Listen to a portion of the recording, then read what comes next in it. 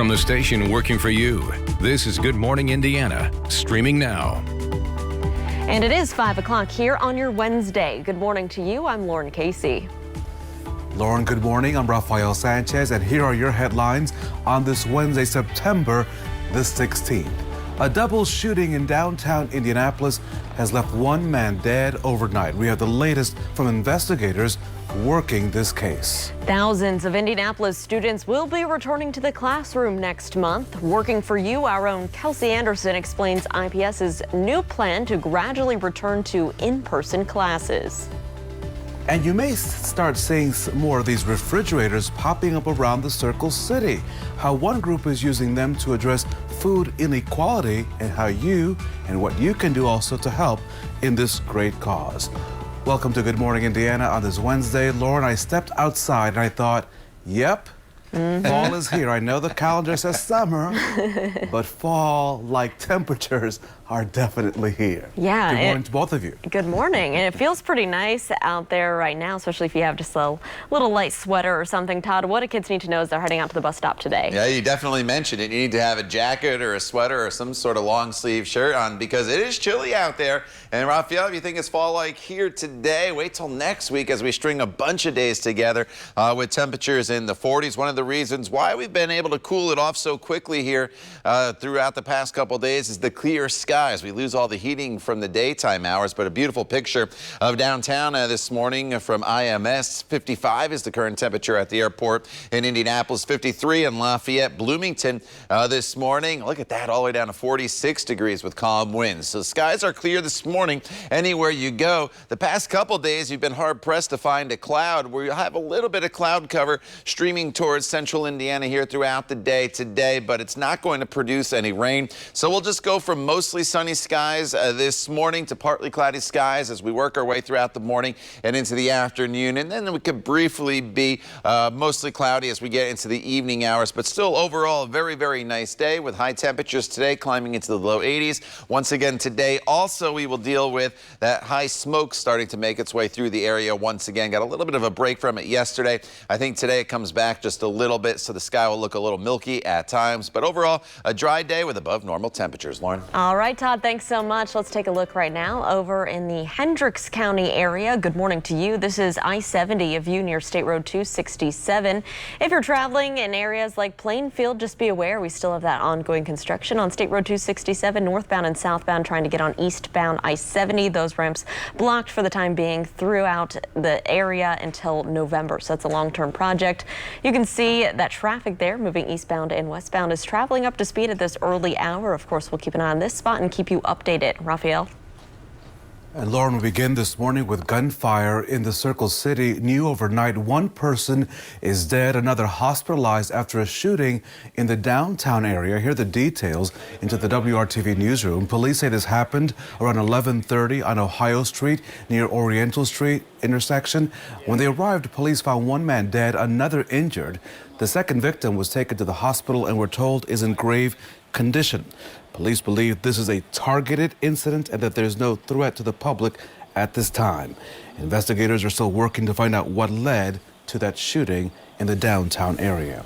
This morning, 2 Indianapolis public school districts will begin the process to welcome back students to in-person learning after starting the school year, as you may recall, 100% virtually. Yeah, and Rafael, we're talking about Washington Township schools and IPS. They're going to start that transition back to the classroom next month. And so our own Kelsey Anderson is joining us live this morning with the details that parents and students alike want to know. Kelsey, good morning.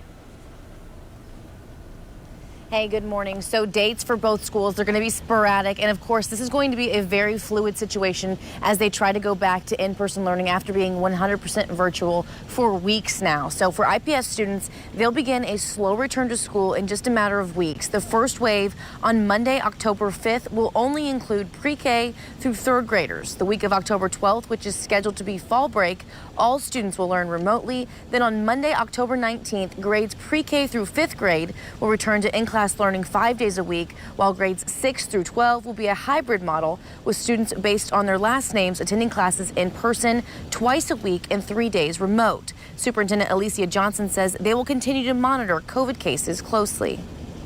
We'll be flexible and responsive both to health data and then to what data we get from our community and our families in terms of ensuring we have a plan that's strong to support our kids in learning, whatever the model may be. It is a similar situation just north of IPS School District for Washington Township schools, where the younger students will have the option to return to class on October 12th and the older students having that option on October 19th. Now, hybrid model where students go to school half the time and are at home half the time, that is a Marion County mandate, along with students and staff all wearing masks when they are physically in the school building. So hybrid models and those mask mandates, that's all something that Marion County is putting in place. Reporting live, Kelsey Anderson, WRTV. Kelsey, thanks for breaking that down. We can tell you parents at another Central Indiana school district, they're not happy with the current remote learning models. This was the scene on Tuesday outside of the Franklin Township Administration building. Some parents held a rally here to make their voices heard. They say their kids are falling behind and missing out. Our kids are missing in their education by not having live instruction, where the hybrid students do at least get 2 days of live instruction. These kids get none. And I think that that's a huge expectation of these kids at such a young age. If they could physically see their teacher on the computer to go over the assignment maybe, because even when they have the instructions on there, he doesn't really understand them sometimes. So we told you last week that some parents have started a petition expressing their concerns. A Franklin Township spokesperson declined an interview, but says officials have met with several families individually over the past few days. Raphael. So Lauren, Muncie Central High School canceling football now for the next 2 weeks. In a tweet, the district says the decision comes after a player tested positive for COVID-19. The school says 32 football players and 5 coaches who came in close contact with that student are now quarantining. The team is scheduled to start playing again on October the 2nd. In Marion County, Cecina Memorial High School had a football player test positive for the virus. The school posted on Facebook that the student is asymptomatic, and the school immediately began contact tracing. The student believes he contracted the virus at a non-school event. No other players or coaches have had symptoms, but practices have now been suspended until at least September the 28th. Those who were in close contact with that player are self-quarantining. So let's take a look at those latest coronavirus case numbers in our area. Indiana State Department of Health reporting 758 new cases of COVID-19, bringing the state total to 107,229 since the start of the pandemic. 20 new deaths were also reported. The death toll has now reached 3,235. We can tell you more than 1.2 million Hoosiers have been tested for the virus so far. About 8.5% have come back positive. Well, if you attended ITT Technical Institute, you may be included in a $10 million legal settlement. Attorney General Curtis Hill announced that 1,354 former ITT students in Indiana will get debt relief.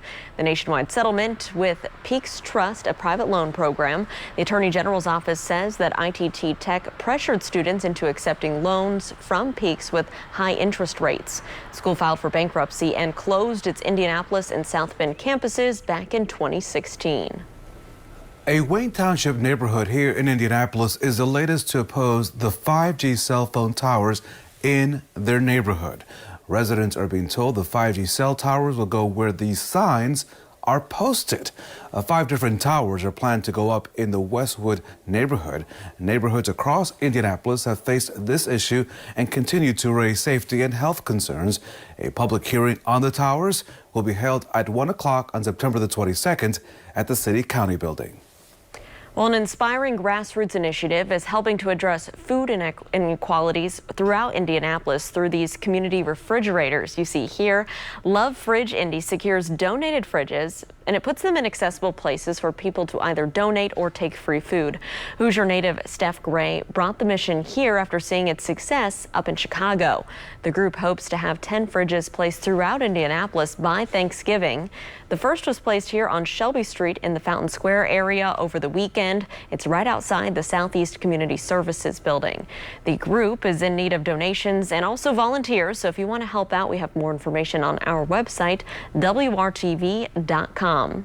Time right now is 5:10 here on our Wednesday. Todd, for the kids heading back to the classroom today, what do they need to know at the bus stop? You know, it's a quiet morning for us once again, Lauren, all across the area. The only thing you really need at the bus stop is to grab the jacket because temperatures are on the cool side. We're running in the 40s in some areas, a little bit warmer here in Indianapolis where the temperature is at 55. So we'll kind of cut the difference for you and say on average it's generally right around 50 degrees. The good news is as the kids come home, it's another mild afternoon for us as high temperatures will be topping off in the upper 70s to even the low 80s today across the area with skies that'll be mostly sunny and then eventually turning partly cloudy. Now going forward in this forecast, tomorrow a cold front comes through. So today is definitely the warmest day of the entire week. Once this front comes through, we are well below the average of 78 for Thursday, Friday, Saturday, and then as we work our way towards Monday, we'll start to see those temperatures increase just a little bit. But this is going to be our first big push of fall-like air for both afternoon highs and morning lows. I'll show you the numbers coming up in your 7-day planning forecast in just a few minutes. Todd, thank you. A new poll shows most Americans still have a lot of distrust in voting by mail. Coming up, why experts say minority voters are especially hesitant. And Hurricane Sally inching closer to the Gulf Shore this morning, and some flooding has already begun. Still ahead, how residents are preparing for the storm to drop about 4 months worth of rain. We want to thank you for starting your morning with Good Morning Indiana on this Wednesday, September the 16th.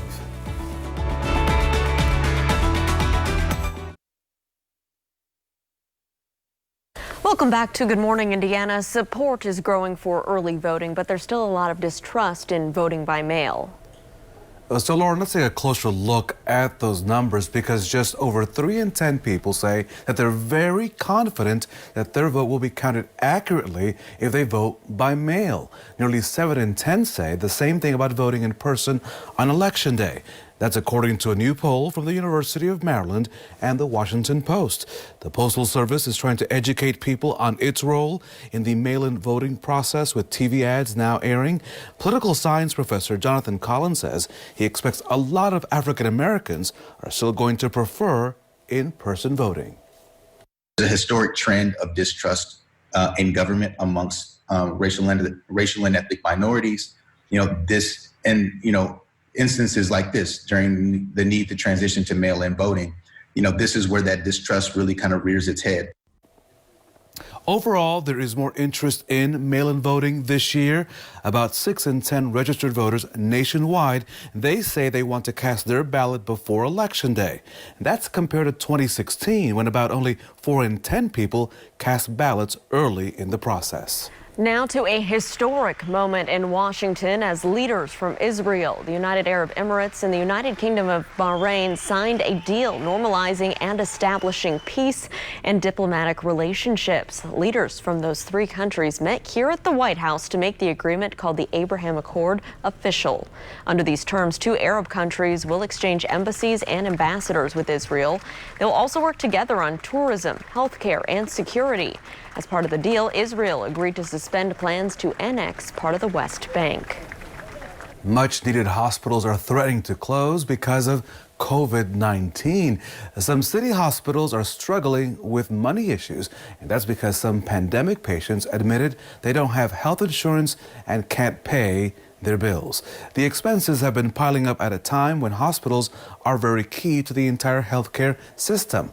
Closing healthcare facilities have been an issue in rural parts of our country for decades because of a lack of population. Well, Hurricane Sally is growing into a Category 2 storm overnight. People from Alabama to the Florida Panhandle are bracing for more than 2 feet of rain. ABC's Elwin Lopez is in Bay St. Louis, Mississippi with the latest. Sally strengthens as she inches ashore. Oh my God! Forecasters warn the slow motion of this storm will bring historic life-threatening flash floods. Flood alerts stretching nearly 700 miles along the Gulf Coast. More than 10 feet of storm surge expected to slam low-lying areas between Biloxi and Pensacola. Already hammering Florida. Wind gusts toppling trees, rain tearing docks apart. This barge crashing into a bridge, knocked loose by heavy winds.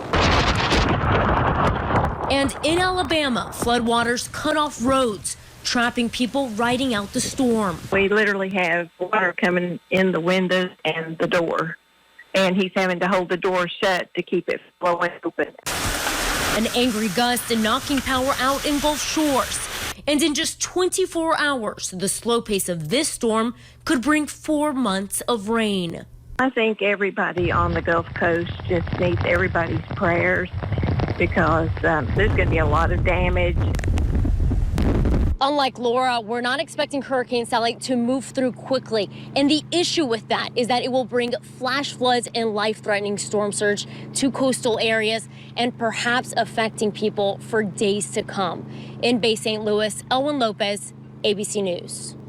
And Sally is just now making landfall in the Mobile, Alabama area. You can see the heavy rainfall in southern Alabama. And this has been ongoing for almost 24 hours now because Sally's only moving at about 2 miles per hour currently. So before the eye even made landfall and it was offshore, it was still spinning that heavy rainfall into parts of the Florida Panhandle and into Alabama. But obviously the track has changed a little bit. It was supposed to be near New Orleans, and you can see where it's making landfall. The clouds spreading to the north.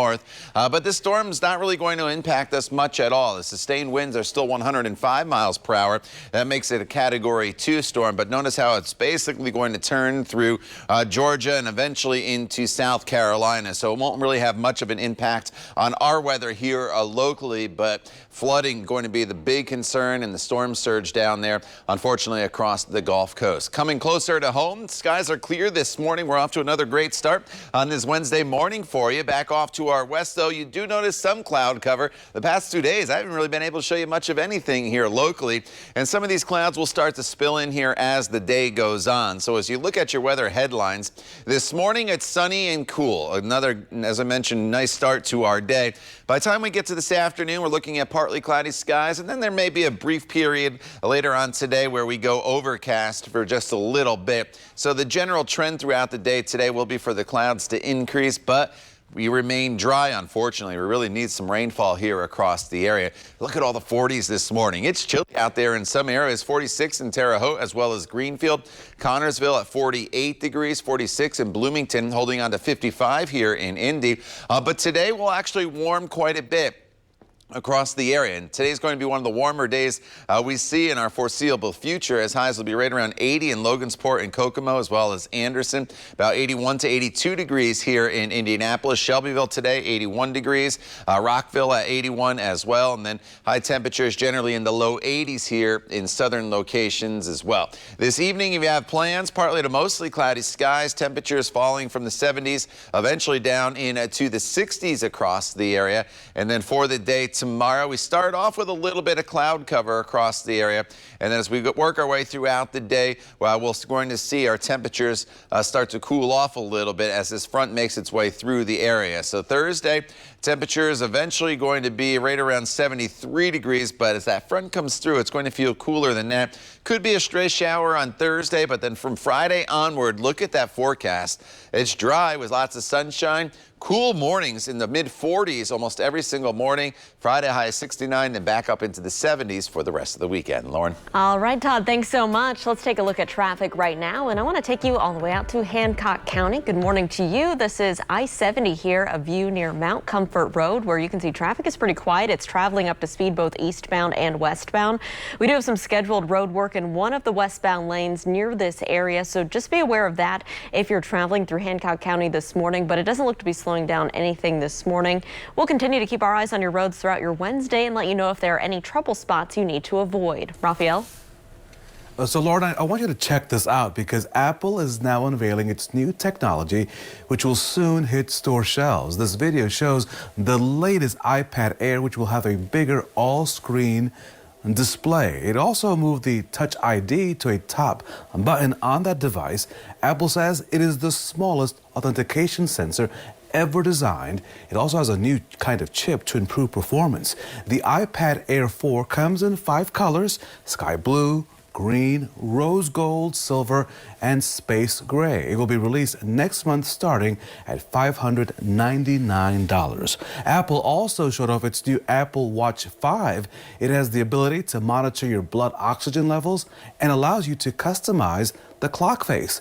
There's one built for surfers, one built for photographers, another one built for healthcare workers. There's also a new band style as well. It's called the Solo Loop. It is one continuous piece of silicone, leather, or fabric to get rid of the clasps and buckles. Now, this watch is now available to order for $399. Welcome to QVC Good Morning Indiana style. Now, too many people, though, are disappointed this morning because they were hoping that Apple would unveil their new iPhone model. That, of course, not expected until next month. You're watching Good Morning Indiana right here on WRTV.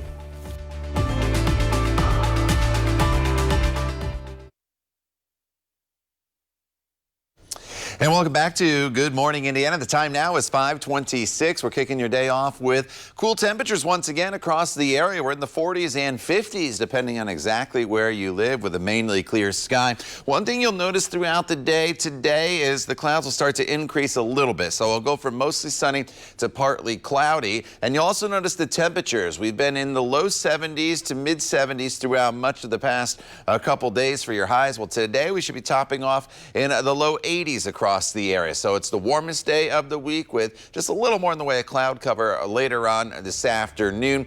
Once a cold front comes through tomorrow, cooler temperatures work back in as we head throughout the remainder of the week as we get our first big push of fall-like air. The time now is 5:27. We're back in just a couple minutes.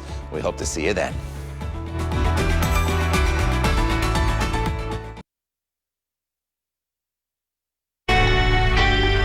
From the station working for you, this is Good Morning Indiana, streaming now. A deadly shooting near downtown. Now at 5:30, what we know about this latest act of violence. And two Indianapolis school districts announcing plans to return to the classroom starting next month. We're breaking down everything you and your family needs to know. And if you're heading out to the bus stop later this morning, don't forget a couple of necessary things, Lauren. Don't forget your lunch. Don't forget your jacket, and yeah, don't forget that book bag. Yes, all things that you need to know. And one of the things you won't need, Todd, it sounds like we don't need umbrellas. And we haven't needed them for a while here. You know, I think the umbrellas at this point are collecting dust over in the corner or inside the closet because, yeah, we really do need some rainfall across the area. Just simply not in the cards here, really, much at all in the coming days. Tomorrow, there's a really, really small chance of a few spotty showers, but you definitely won't need the umbrella tomorrow. Sunglasses in store for you here today. And as Raphael and Lauren mentioned, you need to have the light jacket because look at some of these temperatures out there.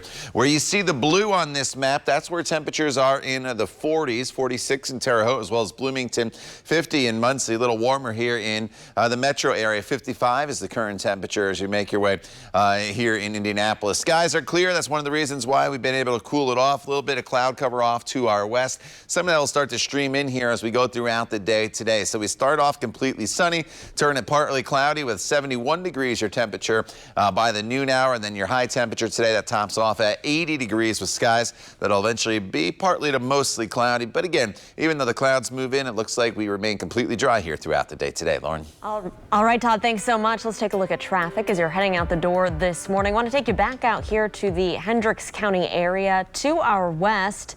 Take a look here at I-70 and State Road 267. We showed you this because it's a spot of ongoing construction, but we're also getting word from INDOT about a possible stalled vehicle blocking a left lane as you're traveling eastbound towards Indianapolis, towards the airport this morning, so just be aware of that. It looks like overall, though, traffic is traveling up to speed both eastbound and westbound. We'll continue to keep our eyes on the roads this morning, let you know if there are any crashes or areas you need to avoid. Raphael? Lauren, in the news this morning and new overnight, one person is dead following a double shooting near downtown Indianapolis. This happened just before midnight in the 1300 block of East Ohio Street, just east of downtown. Police tell us they were called to the scene on reports of a shooting. Two victims were found. One person pronounced dead at the scene. At this hour, the second victim remains, we're told, in grave condition. Police tell us that they believe that this was a targeted incident and that the public is not in any danger at this time. Now, this is the latest incident in what has been a very violent year across the Circle City, with more than 160 homicides to date. In 2019, we ended the year with 171 homicides. At 5:33, let's get to the latest now on the coronavirus pandemic and its continued impact here in our state. This morning, the state health department reporting 758 new coronavirus cases. That's just 3 more cases than what was reported on Monday. Still hundreds of cases less than reported over the weekend. However, the number of coronavirus-related deaths taking a substantial jump on Tuesday. State health officials reporting 20 COVID-related deaths, an increase of 18 compared to that was reported on Monday. Good morning, Indiana, covering education this morning, and the school districts are ready to reopen some of their schools. 2 of the largest school districts in Indianapolis now making plans to begin in-person learning in just a matter of weeks. WRTV's Kelsey Anderson, she joins us live this morning with the decision to get kids back in the classroom. Kelsey, good morning. Good morning, Raphael. So both Indianapolis Public Schools and Washington Township Schools have made the decision to start phasing kids back into the classroom. That's all happening in just a matter of a few weeks. So for IPS students, the first wave will be on Monday, October 5th. That's when pre-K through 3rd graders will go back. The week of October 12th, which is scheduled to be fall break, all students will learn remotely. Then on Monday, October 19th, grades pre-K through 5th will return to in-class learning 5 days a week, while grades 6 through 12 will be on a hybrid model. It's a similar situation just north of IPS school district for Washington Township schools, where the younger students will have the option to return to class on October 12th, and the older students having the option on October 19th for hybrid learning. News Washington Township parents are happy about. So right after fall break or shortly after fall break, they'll be starting, and we are really pleased. I feel like the board did a good job in trying to follow safety guidelines, but take the community's input into account. And I have faith that the school will do the best they can to follow the rules and keep everybody safe. So hybrid learning, where students go to school half the time, is a mandate of the Marion County Public Health Department, which also mandates that all staff and students wear masks while they are physically at school. Now, both IPS and Washington Township, they're going to still offer that 100% virtual learning for students who want to utilize that or need to utilize that. But for more information on both of their procedures on getting back into school, you can head over to WRTV.com or use the WRTV News app. Reporting live, Kelsey Anderson, WRTV. Kelsey, thank you. A reminder now this morning for those families who are continuing with e-learning, we want you to know that help is available, especially if you work during the day or maybe you don't have internet capabilities. Community learning sites from the organization The Mind Trust are set up all across Indianapolis. This is one here at the Reset Center that's on the far east side, and they're working with students from 14 different schools right now. They are kindergarteners through 8th graders with various schedules, learning levels, and requirements. The Reset Center says this service is critical for many families right here in our community. The center is always looking for more volunteers or donations. We have more information on how you can help them out, or visit the Help Center at WRTV.com. So, Lauren, this morning there's still no word when Big Ten football will return. A lot of folks really guessing and talking about this issue after the University of Nebraska president near a microphone said this on Tuesday. With what we're getting ready to announce at Husker and Big Ten football tonight. Oh, really? I heard that was happening. I didn't. I think there's a lot of anticipation about that. Good for you. Maybe that'll get off your plate. Well, it never will, but it's a good move in the right direction. That's Nebraska President Ted Carter. Carter was talking to the director of the National Strategic Research Institute before a news conference Tuesday morning. Now, last month, university presidents voted to postpone fall sports. They have been under intense pressure to reverse that decision. Carter later backtracked his public comment that went public. I think that was picked up a little out of context. All I said is there's work going on, and I'm going to remain cautiously optimistic like everybody else, and we'll get to discovering when it's safe to play. Now, the University of Wisconsin's chancellor is also commenting publicly on this issue. Rebecca Blank says Big Ten football will stay on hold until there are answers to questions about COVID-19 testing, contact tracing, and the possible long-term health issues.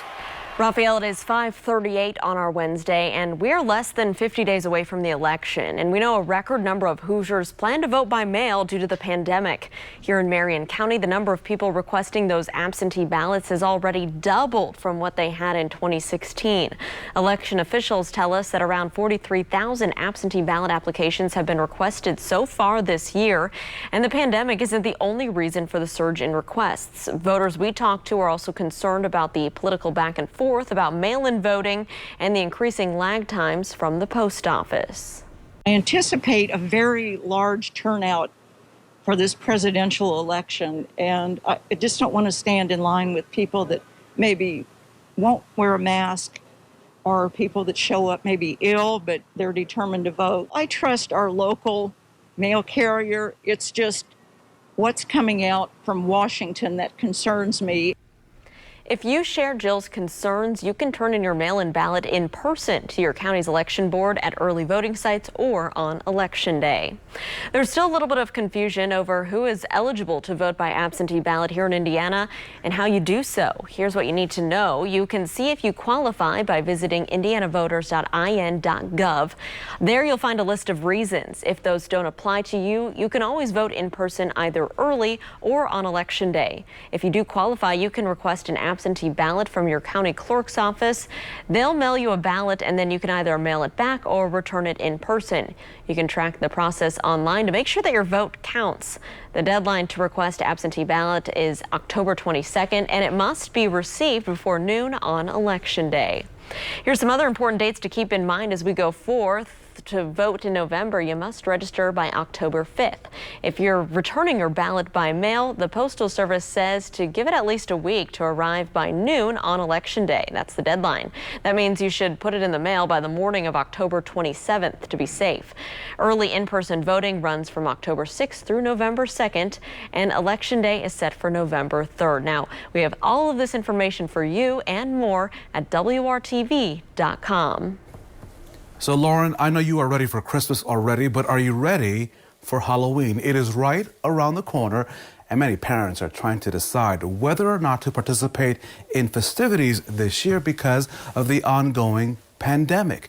The state and local cities have not made any Halloween announcements yet, but a new website could help you determine what's best for your family. It includes an interactive, color-coded map showing COVID risk levels in every county.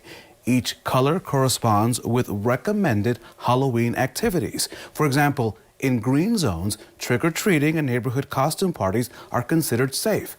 But in red zones, smaller and virtual gatherings are recommended to stay safe, like Zoom and TikTok parties. The site is backed by the Halloween Industry Association, a not-for-profit group. Find out where your community stands right now by going to our website, WRTV.com, and clicking on this story. If you love the cool temperatures, then you are in for a treat.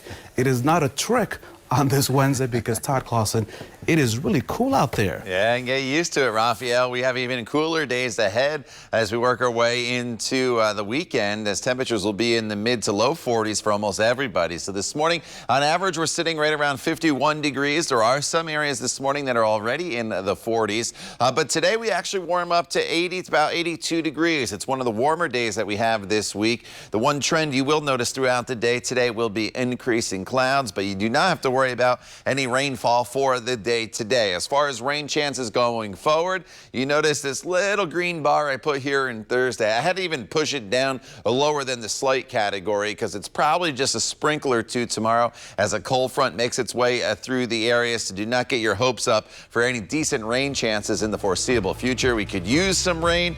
Unfortunately, just not in the cards. We'll talk about your extended weather forecast coming up when Good Morning Indiana continues right here on WRTV.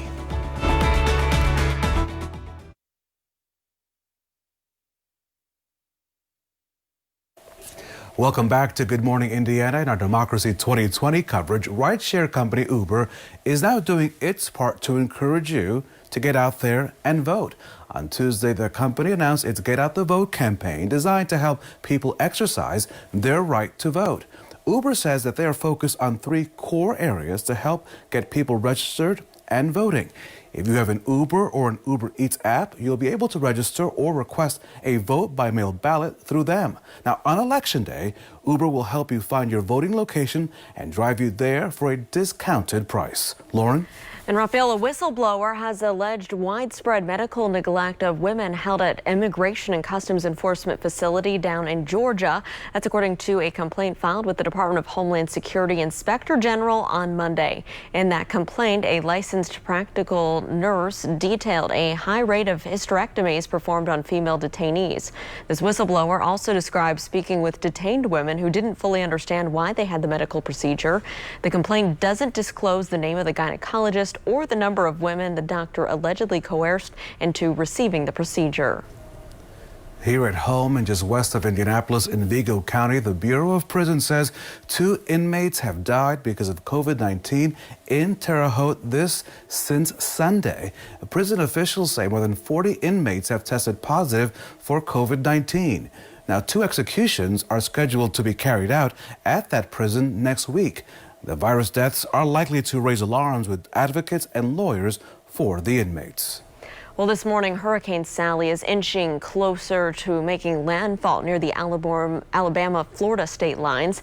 And we want to show you the scene from overnight. This is in Gulf Shores, Alabama, as a Category 2 Hurricane Sally moved on shore in Orange Beach. Parts of the hotel were reported to be torn off by those winds.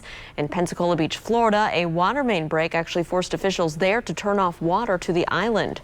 The slow-moving storm has already dumped nearly 2 feet of rain in some parts of the Gulf Coast. And we know that storm, the track changing a little bit, Todd. It's been slow moving. What can you tell us here? And will we have any impact in the Hoosier State? I don't think there's much of any impact here in central Indiana. One of the reasons why it's been moving so slow, Lauren, is high pressure is in control. That's what's giving us the really nice weather. But it's sandwiched between 2 areas of high pressure. And that's why it was only moving at about 2 miles per hour. And the latest update that only came in at 5 o'clock here, it's moving north-northeast at 3 miles per hour. So it's an extremely slow-moving storm system, which unfortunately means the potential for more rainfall than normal compared to a quick-moving storm, and that also leads obviously to the potential of flooding.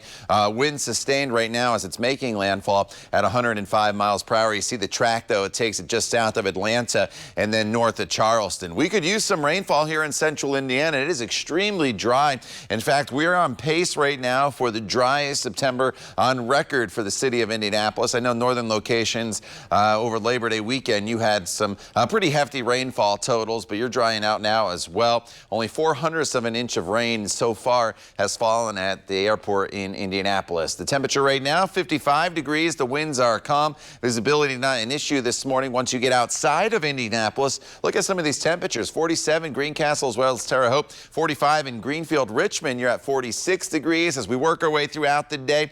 We start off mostly sunny with temperatures climbing from the 50s. Eventually into the 60s, and then the clouds will increase a little bit. But today's actually going to be the warmest day of the week as far as high temperatures go, and that's going to climb us up into the low 80s across most of the area. Here's the clear skies right now. Here are the clouds that are off to our west. While you notice clouds, you do not notice any precipitation. So the trend will be for the clouds to increase, but we are not going to see a lot in the way of rainfall in our foreseeable future, unfortunately. Here's where all the heavy rain, Florida Panhandle back towards Mobile, Alabama, and that's where the storm's making landfall right now. Cuts off pretty sharp, so the good news is Mississippi to New Orleans going to avoid the brunt of Sally as she makes her way through the southeastern portion of the country. This evening, sunset 7:51. The skies will be partly to mostly cloudy as the sun sets, and with that additional cloud cover overnight tonight, temperatures not quite as chilly as they are this morning. We're looking at 50s to right around 60 degrees tomorrow morning. And then as tomorrow wears on, we're going to have a cold front come through, and this front is not going to provide much in the way of rain. You see a little bit of rain here as early as tomorrow morning. 7 a.m. Here's the timestamp up in the corner of your screen. As it comes through, there could be a sprinkle or two, but the air is just so dry. I think a lot of that rain just evaporates before it even hits the ground. So definitely not going to be a soaking rain for us. As we get on the other side of that front, though, lots of sunshine, but cool temperatures, especially in the morning hours. Look at all those 45s Saturday, Sunday, and Monday morning. That's in the city. Outlying areas could be in the upper 30s a few mornings next week, Lauren. All right, Todd, thank you so much. We want to take a look at traffic right now, and let's take you down here to the south side of town. This is our INDOT traffic camera at I-465 near State Road 37, the Harding Street exit. We do have a bit of a delay right here. As you can see, there's that FedEx semi. It is stalled. This is blocking the off-ramp partially from westbound I-465 getting onto Harding Street. So you can see traffic behind that stopping a little bit on that ramp system. So just be aware of that. We have a little bit of a delay on westbound I-465 between 31 and Harding Street as a result. So give yourself just a few extra minutes and be prepared to stop as you head through that area. Raphael? So, Lauren, a rocky road for this well-known couple, rappers Cardi B and Offset calling it quits. Cardi B, whose real name is Belcalis Admansad, she filed for divorce in Atlanta on Tuesday. Cardi B and Offset had been married for 3 years and have a 2-year-old daughter named Culture.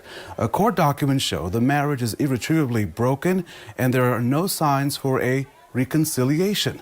Cardi B wants primary custody and is asking her husband to pay child support for Culture. This morning, Alaska Airlines is hoping its buy one, get one free deal will have people wanting to fly the friendly skies, but you don't have much time to book. On Tuesday, the airline announced guests who book a flight with them can also get a second seat on the same flight, basically for free. There's also some caveats you need to be aware of. The Get the Row with BOGO deal is only available through midnight. Travel is limited through October 31st, and people who take the deal still have to pay the taxes and the fees on that second seat. So this morning, one major retailer looking for people with some really big ideas. After the break, how they're teaming up with the Sharks to bring those ideas to store shelves. Thank you for starting your Wednesday with us right here on Good Morning, Indiana.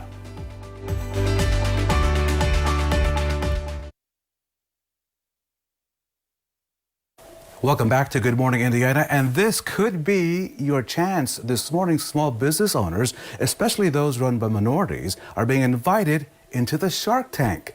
Lowe's is teaming up with Damon John from ABC's show, The Shark Tank, to give potential suppliers the chance to pitch their products directly to the home improvement store. Lowe's is putting an emphasis on businesses run by the disabled, people of color, and those in the LGBTQ community. Applications are now open. Time now to check your local forecast with our very own Todd Clausen on a very cool Wednesday morning. Good morning, TK. Hey, Raphael, did you see the temperatures on either side of me here? And there's a lot of 40s on the map. 46 in Logansport, Bloomington at 47 degrees. That new number just came in at the top of the hour in Indianapolis at 53, 51 in Kokomo. We start off mostly sunny today. We'll increase the clouds a little bit, but it's still another really nice day for us, completely dry. The warmest of the week with a high temperature of 81 degrees. Cooler temperatures arrive once again starting tomorrow. It's not every day you get to walk alongside a John Deere combine. In this community, the debate over an industrial solar plant project, why farmers and homeowners are concerned. That story coming up.